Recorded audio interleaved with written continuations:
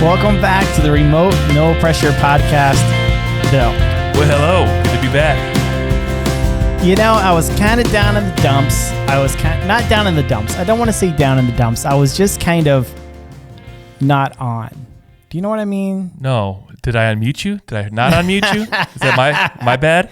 No, I was just kind of mentally just like, okay, you know, and then the music comes on. And like I've said before, there's something about it. Boom. It just lights, camera. It just lights me music. up, you know, lights me up in a good way. And my dad used to say, I'll light you up, boy. And that's in a bad way. Oh. Did you ever get lit up? Did you ever get spankings as a kid? I got spankings. Really? Mm-hmm. And you lived to tell the tale? I did. I was a bad kid. I mean, you were a bad kid, Bill? You know, I learned to be a good kid. Uh-huh. I had an older brother and sister who would invoke me into doing bad things. You know, I don't want to get into that too much, but I also got the blame for a lot of dumb stuff. Also, like one time when I was a little kid, grew up in a real community. You knew that? Yep. And I had to go take a whiz. We're out in the middle of nowhere. Sure. You know? Sure. And I'm just gonna whip it out right here and go. Why not? And I was told, mind you, I don't remember this, but I was told that the bus driver drove by at that same point, and that turned into I mooned the bus driver. Because when you're a little kid, you just drop your drawers and pee. Yeah, you don't think about it. No. It's just like, I'm just going to go pee. Exactly. I don't recall the bus driver. I remember a truck driving by, like a semi-truck, and I knew who it was. He was the neighbor down the way. Yeah. Regardless, he did not see me naked. Okay, did he call your ma? Or No, my brother and sister threw me into the bus. Literally. Threw me. Oh. And my dad, I remember my dad got home. There's an expletive alert here, folks. I'm sorry. And my dad goes, well, you like being bare-assed, do you, boy? Take your pants off. And got a spanking. Oh, my gosh.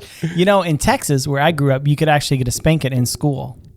Who? Have we talked about this on the podcast? I think we have, but like, who would administer said spanking? Let me tell you who would administer said spanking. Mrs. Sanders, my second grade teacher. That's younger than my son. My youngest is in third grade. No, he's in second grade. Oh. He's going to look back at this in 10 years and be like, that's why Dad never loved me. When's your birthday again? No, but seriously, like I got a spanking in second grade. Mrs. Sanders, she was an 80-year-old mean lady. I don't know if she's 80, but she seemed like that to me as a kid. And she was mean. And then I got pops from Mrs. Atkins. An extreme, no, when you say pops, you don't mean a Coca-Cola. No, I mean pops on the butt. You were boycotting that even back then. Yeah, I'm not. Yeah, but Mrs. Atkins was probably 400 pounds, and she took me into the back room and she put her weight behind that paddle and gave it to me. And I tell my wife these stories, and she's like, "No way." It's like, yeah, in the 80s, I mean, it was okay to spank your kids in school, you know, and you could never do that now. And I wouldn't want anyone spanking my kids. Like, I can't imagine that. But the problem was, my dad used to always say, "You get a spanking at school, you're gonna get a spanking at home." Period. How are they gonna know if you got a spanking at school or not, though? No, the letters, you know, back and forth, you know. You got days before those show up, though. I mean, you could get to the mail. You could hide the evidence. Jeez, you were a bad kid, Bill. Now, if your dad would have caught you, did your dad ever catch you smoking? You know, funny story. So I worked at a concrete plant. I worked at the same concrete plant my dad did. Okay. And I was a yard man, and he was like office manager, or not office manager, but like he was always doing like the bookkeeping kind of stuff. And so I was out pushing a broom. We had probably 20-acre lot of a concrete bricks and blocks and factories and warehouses. And I was the lowest man on the totem pole because I was just a college student working my way through the summer. So I'd have to sweep. You get the union guys come through and knock a pallet of block over. I'd have to restack it and sweep up the broken stuff.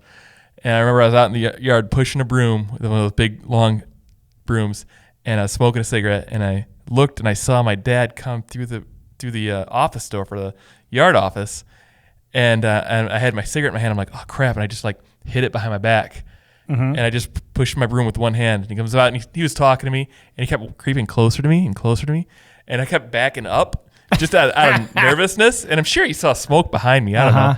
And then he's like, all right, and he walked away and went back in, and the other yard guys were all like looking at me like, oh, that was a close call, Bill. You got. That was a close one.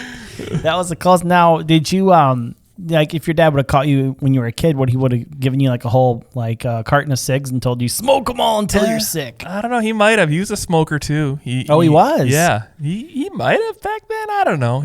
I remember being like 8 years old, and he like let me take a hit off a cigarette. Because I'm like, what's that taste like? And he let me try it, and it was awful when I was a kid. Just one hit, Dad. Yeah. Just one. I can't. I have a friend of mine that he gave his kids a glass, not a glass, but like a sip of wine, and I guess that's pretty common in. Yeah, I had a sip of beer when I was a kid, and I didn't like it because it tasted gross when I was a kid. Yeah.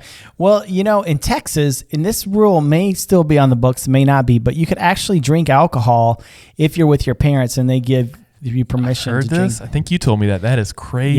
Yeah, it's crazy. But you're not going to give your 13-year-old kid alcohol. And most people, I don't even know if that rule's still on the books, but I remember if you're like 18 or something and your parents are like, yeah, you could have a beer. It's like, yeah, he just signed up for the military and he's going to war. I think he can drink his own damn beer. Right? I digress on that subject. But anyways, see, was it like the concrete plant? Now, when you tell me this story, how you were the little person on the totem pole, is that kind of like, was that one of the best employers around, was the concrete plant? No, so in my college days, I was living in Traverse City my first year of college, and I moved down here to Grand Rapids area. Mm-hmm. And so there's a concrete plant in Cadillac, and they had branches all over northern Michigan, and they had a plant in Traverse City. Okay. And so my dad's boss offered me a job for my first year of college, which was way better paying than like working anywhere on campus.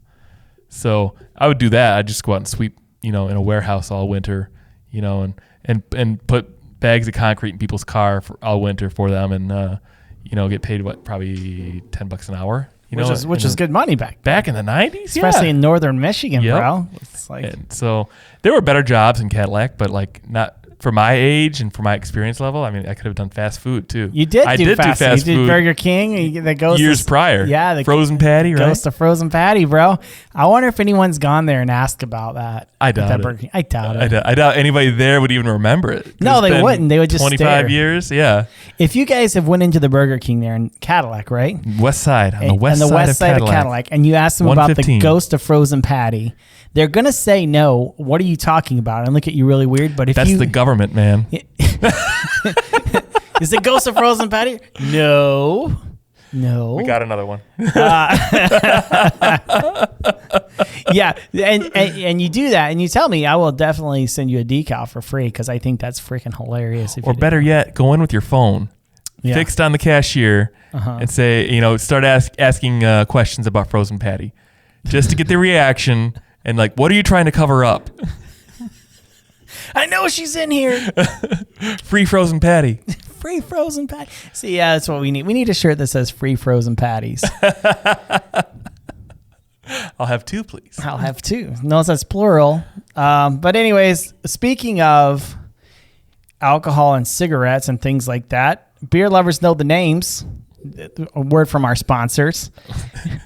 I was like, oh. Do you like that segue? Speaking of cigarettes, who doesn't like to smoke a good cig when you're drinking a beer? Did you used to drink beer and smoke at the same time? My problem was, here we go again with my problems. This is why I don't do any of these things anymore. I used to have an empty beer can that I'd use for butts, Okay. At parties. So I'd throw all my butts in the can until you get a little lit up by the end of the night. And which one's the butt can? Which one's the beer? A little roulette, I made that mistake many a time. Well, beer lovers know the names, and I'm not talking about your local Spaceship Fruity IPA. I'm talking about the names. In this competitive beer landscape, two-hearted drunken monks, Pliny elders, and grapefruit space time machines agree that there's a new name in town. It's the International Beer Challenge Award winner of 2020, Bend, Oregon's Craft Beer Award winner in 2020, one of the top-selling beers in Whole Foods, and this unbelievable IPA, only 70 calories, and drumroll, please. It's non-alcoholic. Now, I love craft beer, and it's hard not to when you live in Michigan, but I've had to cut back because nothing takes a harder toll on my body like local craft IPAs. Although some people claim that the dad bod is so hot right now. So hot right now. Well, I just don't believe them. Athletic Brewing's Run Wild IPA is non-alcoholic, fully brewed, not diluted, non-alcoholic, low-calorie award-winning IPA. Have this beer or any of their beer shipped directly to your doorstep unless you live in Michigan. And save 20% with your discount code BEERMONEY20. BEERMONEY20, Bill. Beer Money 20. I'm not going to screw this one up this time. Go to athleticbrewing.com and enter BeerMoney20 to experience this new name. Again, that's athleticbrewing.com and enter BeerMoney20. Bill, how's the djembe coming along?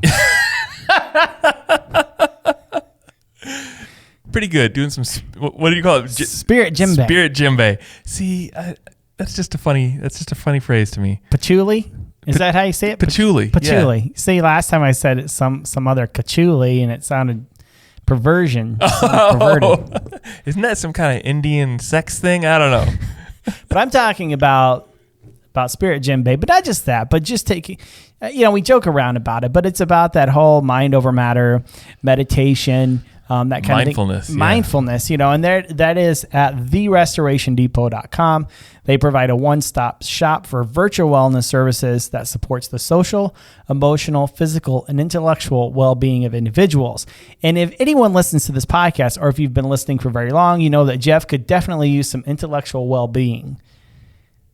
Yeah. And I need that social. I need the emotional, physical, and intellectual well-being. So I go to therestorationdepot.com. At therestorationdepot.com. Do you have to put the at the beginning, not just restoration?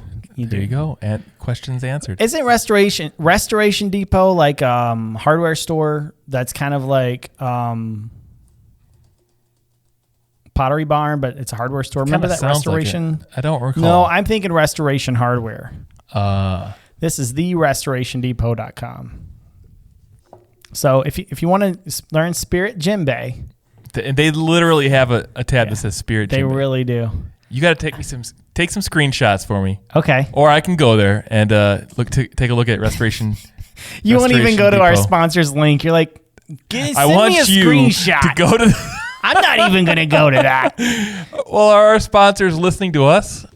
I don't know. I hope so. I mean, they're nice people. They pay us to say their name, therestorationdepot.com. Thank you. But, it's Spirit djembe, bro. But no, there's more than just Spirit djembe. I say Spirit djembe to get the attention of the listeners. And that's going to get them to go to it's clickbait. That sounds like something out of the 90s when you're playing hacky sack and some of that 90s jam band, probably Blues Traveler or something. I don't know. Band. Dave Matthews. That would probably have a Spirit djembe. Fish. Grateful Dead. Yeah. Well, that was more 70s. Yeah. But they were still around. I think, what's his name die? Garcia. I think it's in the early 90s. Yeah. We need to call up Paul Torres and find out. Paul Torres was the deadhead. Comment below, Paul. Comment below, Paul. You're not listening, Paul. I know you're not listening, Paul. Actually, maybe he is. Paul's my friend. But this week, in other news.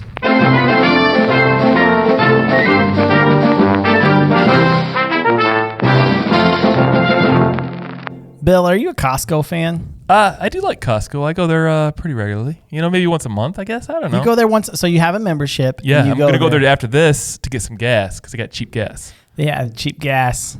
Mm-hmm. And cheap hot dogs. This is true. Hot dogs. Their pizza's pretty decent, I guess. Yeah. The churros. Have you ever had the churro? I've never had their churros. Yeah, at the Costco over in Granville, they have a churro. Now, I've had a membership for years, and they're not one of our sponsors. I'm not saying Costco is a sponsor. Actually, it's good. One day, Costco, we're going to get you. But it's quite the opposite. I find that going to Costco is probably one of the most anxiety-inducing events of my day, life, or month. You mean like right now with masks and social distancing? That's part of it. The mask thing, like they're very technical about it. Like it can't be touching the tip of my nose. And if you guys want to go to our YouTube channel, you'll see how pointed my nose is. It's not a Ted Cruz nose. No, it's not as pointed as Ted Cruz. I did hear today that Ted Cruz will no longer wear a mask though. Well, he's been fully vaccinated, he said. Yeah. Oh wait, was that what your other news was about? No, it's not. Okay, it's not. But it's about Costco. Wouldn't that be weird if I did call it?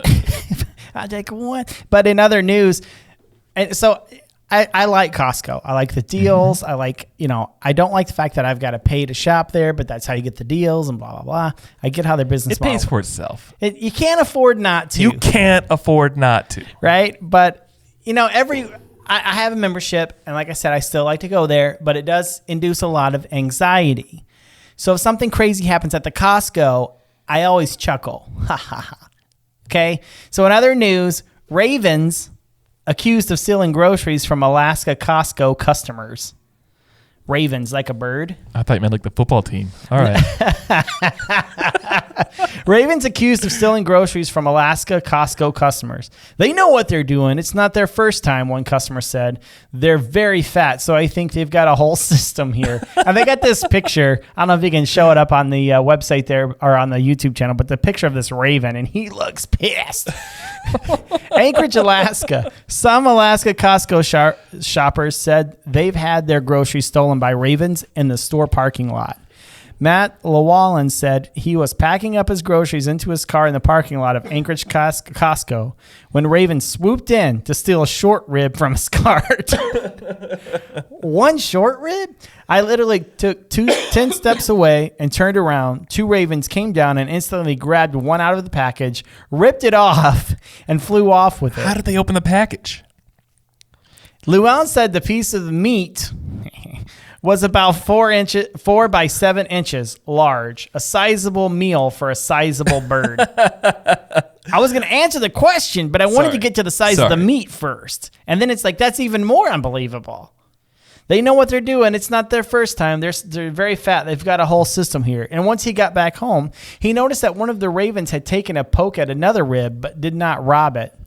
I cut that meat out and started marinating it, and my wife said, "That's gross. We should take it back." Costco actually took it back even after we had started marinating them and gave us a full refund. Wow, Costco. Additional raven thief sightings have emerged on social media. Quote, "My parents were minding their business after a shop and made it home with one last steak," Kimberly Waller wrote on Facebook. "The bird snatched it right out of the pack of the parking lot." Anchorage resident Tamara Josie replied to Waller's post as calculating. She said, "Ravens hovered her in an attempt to steal her groceries." I wrote a song called Raven. They're a very spiritual animal. But have you ever had any kind of weird bird encounters? No, not like this. I mean, I've had seagulls. I rented a cabin up in the UP like 15 years ago with some friends. Uh-huh. And we had a seagull swoop down and take a piece of chicken off the grill. Now, my thought is that like a cannibalistic seagull then?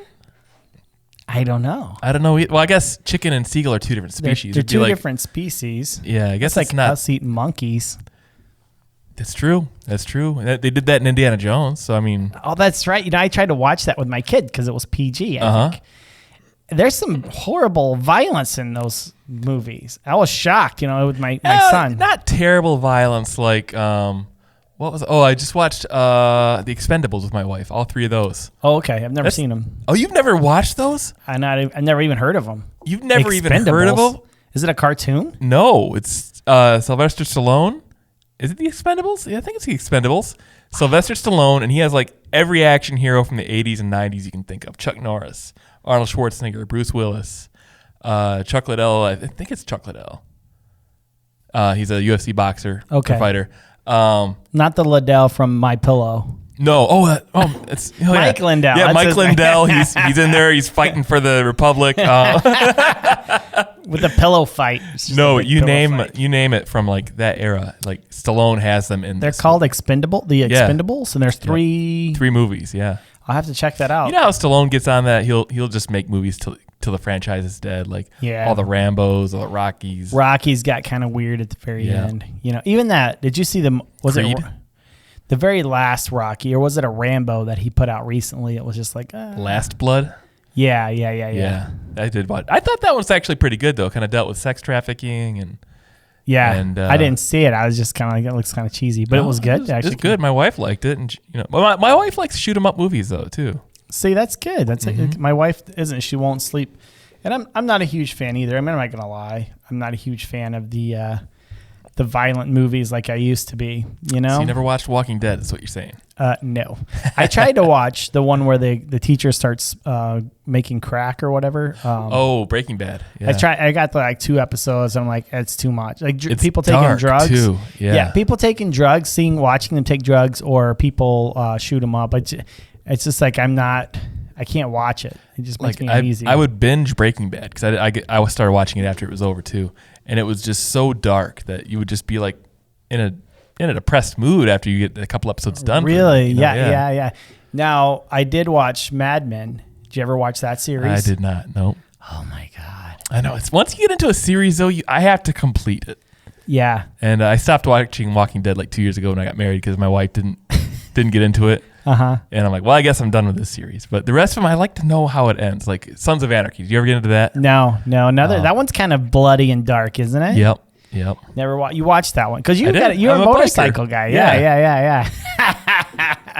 Yeah, dude, that's awesome. You need to go down to Texas with Chris Fleury because I think he's a motorcycle guy too. But I think he does crotch rocket. I don't think he does the. I'm a cruiser guy. You're a cruiser guy. Yeah.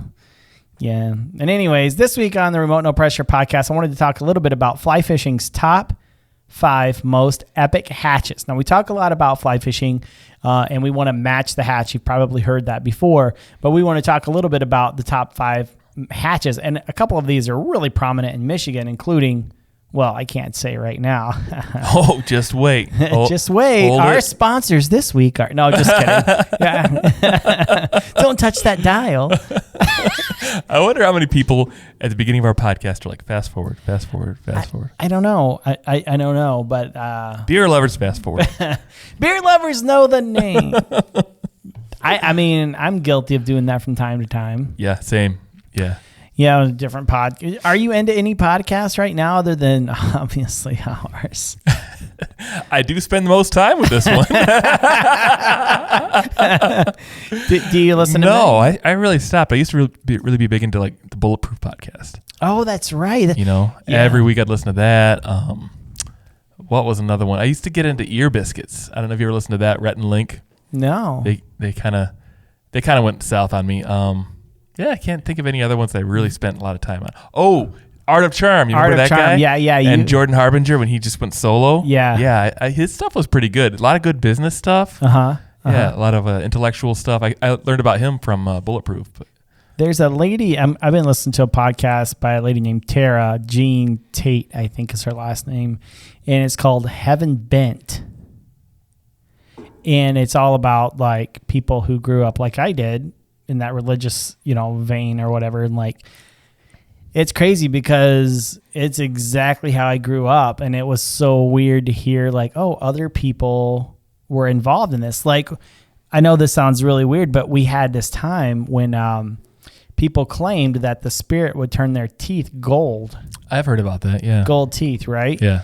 And then I remember at my college, where I went to college, me and Paul Torres at the Harvard of the South, we had a guy come in who, whenever he would preach or teach, because it was a religious institution, gold dust would just appear. Mm-hmm. Have I told you this story? No, I've heard of that. I've had it appear on me in the past in South America. I was in Ecuador. Oh, you were in Ecuador, so you had the gold? I was doing sound for a band, and all of a sudden, like I had like gold dust on my cheeks or some sort of glitter on my cheeks. I was like in the booth all night.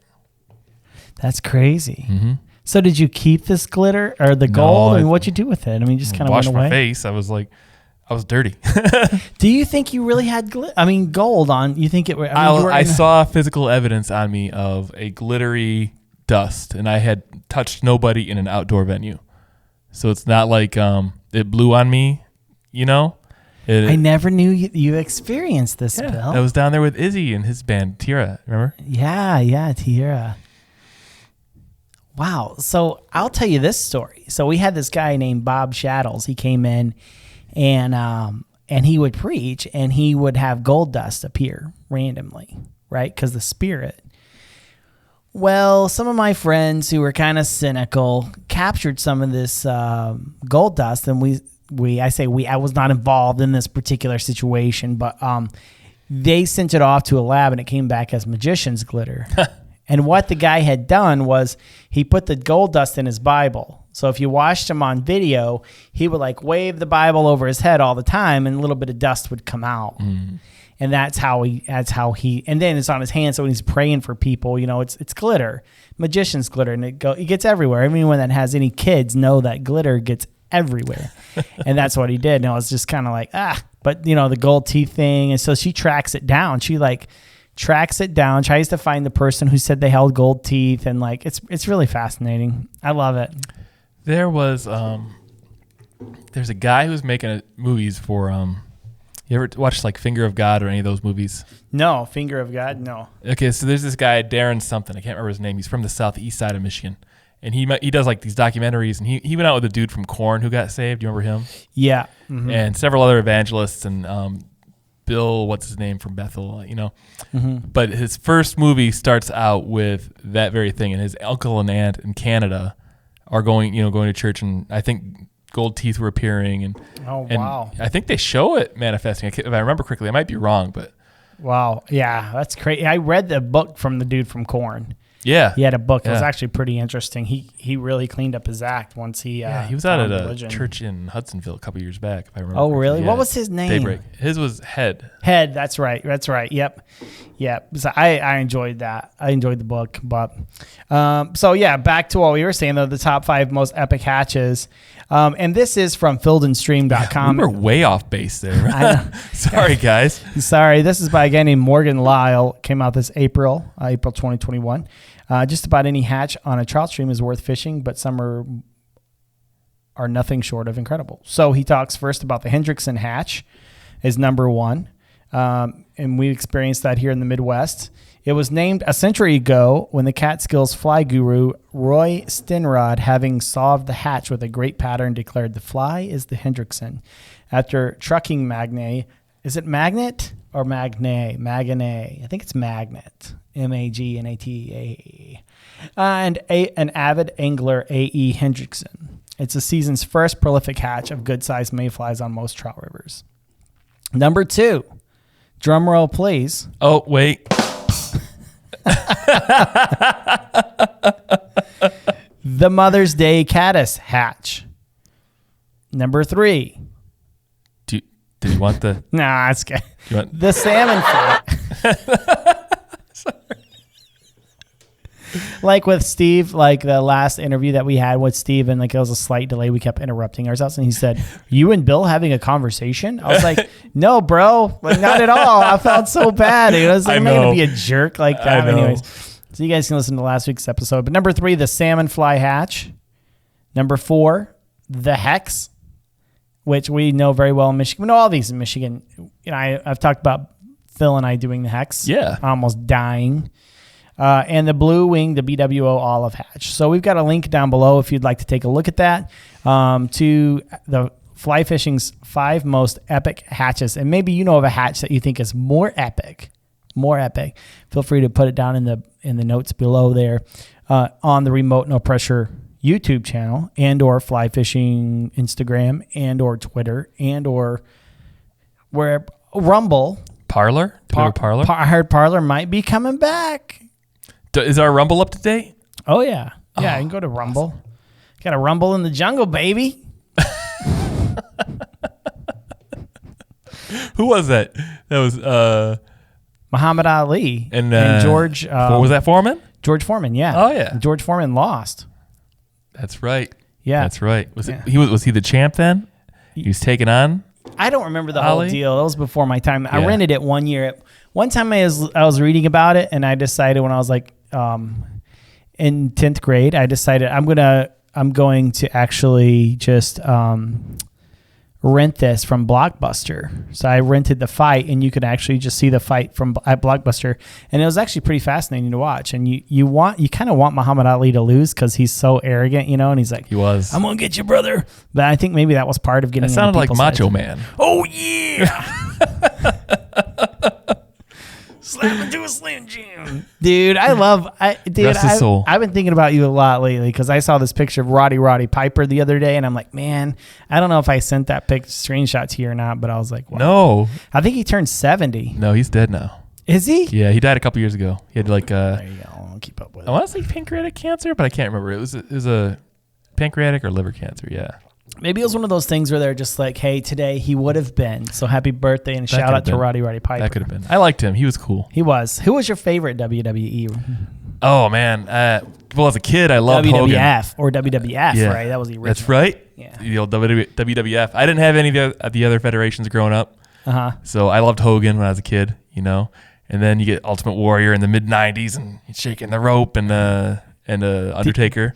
What's that? Where the X, they like... DX. Degeneration X. Yeah.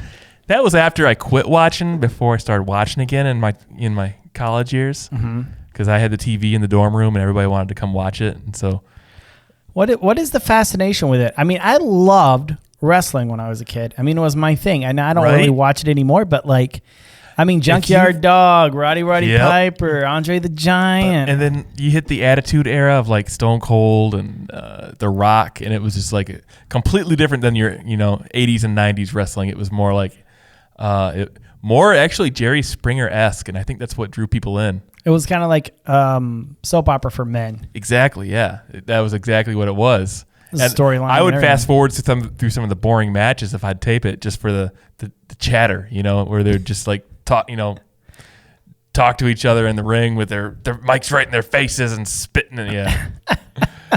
Well, I remember when, I think we've talked about this. I think it was Macho Man and Hulk Hogan fought for Miss Elizabeth. Yep. Yeah, and I was like, who's gonna win? Like, it's not predetermined already. Do you know what I mean? Yeah. And like, something in me knows it's already predetermined, but I'm still gonna watch it because you just don't know. Nope. Who was the guy that started that, or the guy that really consolidated? McMahon. Ed McMahon, not Ed McMahon. Ed McMahon, back in the Carson era. knocking on the door with $1 million. No, well, what was his first name? McMahon. Vince McMahon. Why would you say knocking on the door with $1 million? Because he did the Publishers Clearinghouse for years. But did he? Because Ed McMahon? There's no evidence of that. That's a Mandela effect too. If you look into that, yeah, there's like. Because everybody's like, oh yeah, Ed McMahon and the Publishers Clearinghouse. Look it up, dude. Never happened. Are you serious? Well, who did it then? Publishers Clearinghouse. I don't remember who was. He was like the face of it. I remember as a kid. But like, he never knocked on any doors that I, recall. It was always like people walking up with balloons and everything. But he just did like the commercial. No, I don't remember that either. I just remember him on a stamp, maybe on the envelope, maybe. I don't remember though. Crazy. Yeah. Very, very interesting. Mandela I'm gonna have to take a look at this. Just like what? I mean, do you remember the Monopoly Man? Yes. Did he have a monocle? Is that the eye thing? Yeah. No. That's what it is now. But I remember him with a monocle as a kid. I just said no because I wanted to say yes. He didn't have a monocle as a kid. No. Well, he may have when he was older, but not in the Monopoly box. Really? His eyesight started to go. He didn't have a monocle as a kid, though. No. Did he have a cane? No. Just when he got older, he had to have a cane. When the Monopoly Man was a kid, did he have $1 million? I don't know. No, he's got a seeing eye dog instead of the normal dog. It's like the dog. Monopoly dog's got a little handle on it, so it can like help him out. The PC board game piece. No, but I always remembered him with a monocle too. Oh, okay, interesting. It's amazing the things that get stuck in our head. Mm-hmm. Speaking of things that get stuck in our head, maybe that you guys have noticed there's been a few changes on our Instagram page and also on our YouTube channel. So I wanted to take a minute to tell you guys a little bit about what's going on. Now, I'm looking at my notes and it says Ravens at Costco. I think that's just a funny story. But anyways, who we are and where we're going as a podcast, we're striving to be your fly fishing buddy. We have these people, like if I go fishing with Bill or Accountant Phil, these are my friends. These are the people I could be myself around. These are people that I can be very And genuine. we're out there on the river talking about the same stuff we're talking about now. The same stuff, UFOs. I remember you told me about, I think it was your roommate. Last time we were fishing on the Rogue, you were telling me about one of your roommates experiencing a demon in his house or something like that. No, that was me. That was you. Okay. Do you want to share that, or is that a little too? That's for another day. That's for another day. Yeah. Okay. Well, you guys are welcome to email Bill about that. Message us on the Instagram, and maybe we can get him to share the story. But I remember, you said you experienced some paranormal activity, but your friend would see angels or something. Oh yeah. That was one of my guys I worked with. Yeah. Who he actually saw angels. He had some like really dark stuff in his house going on in his apartment, and being attacked by stuff, just seeing these shadow beings appear that would like throw him around or something like that. And then one time he's walking home and he sees this gigantic animal looking angel on his doorstep, and it flew into his house. But yeah, it was. Do you believe it? Him? I believe him. I don't have any reason not to believe the guy. That's pretty sweet, dude. Mm-hmm. I think I would probably crap my pants if I saw something like that. Yeah, he said he was like deathly afraid of it, but knew it wasn't going to hurt him. Yeah. You know, like in the Bible where it talks about people see an angel and they fall on their face, and it always says, "Fear not," you know? Yeah. Interesting. That's very interesting. But, we talk about dumb stuff like this when we're on the river. Yeah. The drive up to the river is almost as fun as actually being on the river. Right. We talk, we have, and that's what we want to be as a podcast. We're striving to be your go-to fishing buddy. So I know some of you people like Chris Barclay, Chris Fleury, and even though Aaron Reed says he's not much of a loner, but because he loves people. But I know a lot of you guys like to just go at it by yourself. Well, on your way to the river, you can turn on the podcast and just hang out with your fishing buddies. And that's really what we want to be. So we want to speak the language of relationships, inspirational. And sometimes when Bill's here and he's part of the whole thing, it's funny. I try to be funny, but it rarely comes off like inauthentic. But Bill is the comic relief. So I try. If you guys take a look at the fish logo, I don't know, Bill, if you can put that up. Can you put the fish logo up there? Right there? Yeah, so if you're on the YouTube channel. Oh, sorry. If you're on the YouTube channel, that's our new logo. One of our logos. We got a few new ones. And this one's actually based off the Maneki-Neko cats. Are you familiar with that, Bill? I am not. I think Maneki-Neko That's some kind of cats. singing fish, you say. Now, have you ever been to a Chinese restaurant and there's a cat and it's like waving its hand? Oh, yeah. Yep. Yeah. So I thought, because we have like a spiritual component to this podcast, and we're also like into happiness and all of that. Well, those cats are considered lucky cats. Okay. They're not really Buddhist. They're not really any certain religion. Non-denominational They're cats. non-denominational cats. Came home one night really late, and there was a cat floating into my house. No, just kidding. But they're like non-denominational cats, right? And if you notice that the red in that culture, if the cat is red, it's success and love and relationships. And red and yellow are the language of passion and innovation brand. So if you notice that we have a red and a yellow, and it's not a cat, obviously, but it's got the fish. And do you get that vibe from that? Do you kind of get that? I'm picking up what you're putting down. See that left paw? Yeah. Just kind of hanging down there. And then if you take a look at one of these normal cats, and we'll have a link down below to describe the cat to you, which I know you probably don't care about it. But if the cat is actually holding a fish, it represents wealth and prosperity. So we actually made ours an actual fish. Now, what if the fish is holding a cat? That is a sign of danger, actually. You want to like leave the restaurant immediately. I don't know. I've never seen that happen, but that would be kind of the irony of that. Because, cats eat fish. Right. So if the fish is holding a cat, does that mean prosperity and witfulness? Like I outwitted the cat? Maybe. Is outwitted, is that a word? Oh, yeah. You can be outwitted, I think. Yeah. Yeah. So we just Google it and comment. I'll probably get a text from somebody. They say outwitted is actually a word. And but I appreciate that, guys. But yeah, so we're just making a few changes here with our brand and who we are, especially as we're getting ready to do some live events. We are very excited to announce a few things here soon with live events, but you will see a more structured brand as we go out, and that's what we wanted. So we worked really hard on that. So I appreciate Bill and your feedback. I appreciate Ron Blumenkemper, our graphic designer, which we have some links below to him. Ron is a night owl, just like a lot of people. I am a morning chicken. I used to be a night owl, and then after my DUI, I turned into the same thing. Like, I guess nights really aren't for me anymore. Yeah, I 9:30, 10 o'clock, I'm ready for bed, bro. Yeah. And then I'm off, Yep, same. It's like when people, like this episode was actually re-recorded already. Yep. We recorded this one, but it was like we finished recording like 8:30-ish. Maybe it's 8. It was a crap we were storm, both done. Yeah. And it was rough, and it was bad. And like it's what time is it now? Is that accurate? 6:30. 6:30? Yeah, in the evening. And we're okay. Yeah, we're doing good. But if we could record it like 8 in the morning. Oh man, we'd be gold. That's the best. That's the right? best. That's the reason why no one listens to the podcast, Bill. We need to come in at 8 o'clock in the morning. That's why numbers have been going down. But we can't drink beer at 8 in the morning. We did that one time at 6 in the morning. Remember that? But it was the non-alcoholic beer, wasn't it? That's right. Yeah, I haven't drank a beer since. I will drink a beer. Real beer. I'll drink a beer, like a non-alcoholic beer in the morning, I guess. Like Athletic Brewing, use discount code BeerMoney20. See, I got it in there. They couldn't fast forward that. Psych, gotcha. Anyways, well, thank you guys so much for hanging out. Bill, thank you so much for all you do. We really appreciate it. Before we get going, Bill, did you have any final...